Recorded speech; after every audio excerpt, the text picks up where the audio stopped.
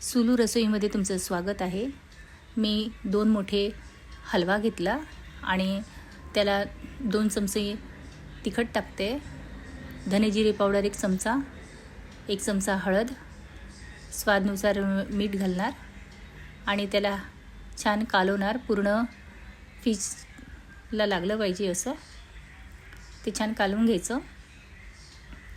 कालवल्यानंतर आता आपण कांदे चिरायचे। मी 4 कांदे चिरणार आहे। 4 कांदे हे चिरून झालेले आहे। आता ओलं खोबरं घेतलं मी अर्धा, तेही व्यवस्थित कापून घ्यायचं। ते कापल्यानंतर आपण ते मिक्सीला लावणार आहे ना, कापून घ्यायचं। कापल्यानंतर 1 टोमॅटो घेतला, तेही कापून घ्यायचं। टोमॅटो व्यवस्थित असं 1 कापून घेतलं आहे। आता टोमॅटोही कापल्या झाला आहे। आता आपण कोकम घेतलं एका वाटीमध्ये, ते पाण्यात ठेवलेलं आहे। खोबरं घेतलं आणि टोमॅटो घेतला आणि कांदा 4 घेतले। हे आपलं आता साहित्य आहे। आता आपण पॅनमध्ये थोडं तेल टाकून कांदा फ्राय करून घ्यायचा आणि सॉटे करून घ्यायचा आणि छान कलर आला कांद्याला की मग आपण पुढे टोमॅटो वगैरे टाकू। आता आपण 1 टोमॅटो टाकून देऊ। आता त्यालाही सॉटे करून देऊ। टोमॅटोला पाणी असतं ना, तर ते सुटतं आणि कच्चं असतं, तर तो कच्चापणही वास येतो, म्हणून त्याला चांगलं सॉटे करायचं असतं।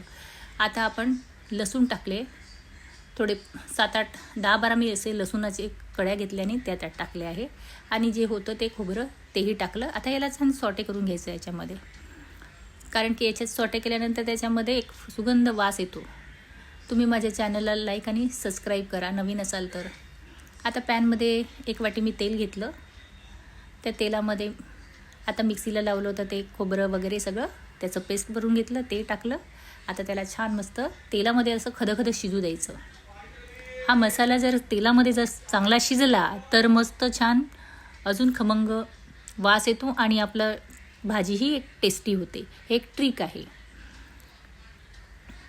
आता मसालाही शिजलेला आहे। धने जिरे पावडर आपण 1 चमचा टाकला आहे, तिखट टाकलेलं आहे आणि हळद टाकली 1 चमचा, तिखट 1 चमचा, हळद 1 चमचा आणि काश्मीरी मिरची मी भिजवायला ठेवली होती, त्याचा मी पेस्ट बनवला, तेही सुद्धा टाकलेलं आहे आणि आता स्वादानुसार मीठ टाकलं। त्याचा ठेचा बनवला होता मी मिरचीचा, ते सुद्धा त्याच्याने एक स्वाद येतो, एक वेगळं पण येते। आता हे छान होऊ दिलं। आता मिक्सीच्या भांड्यामध्ये थोडं पाणी टाकून तेही आपण पाणी त्यामध्ये ॲड केलं आहे। आता त्याला छान उकळी येऊ द्यायची। मस्त उकळी आली की मग त्यामध्ये कोकम टाकायचं। कोकम टाकल्यानंतर त्यामध्ये ओलं खोबरं होतं तेही टाकायचं। आपण कांद्यामध्ये पण टाकलं आणि वरूनही टाकायचं, म्हणजे अजून डबल स्वाद येतो त्याचा। आता याला छान हलवून घ्यायचं मस्त आणि छान एक उकळी येऊ द्यायची।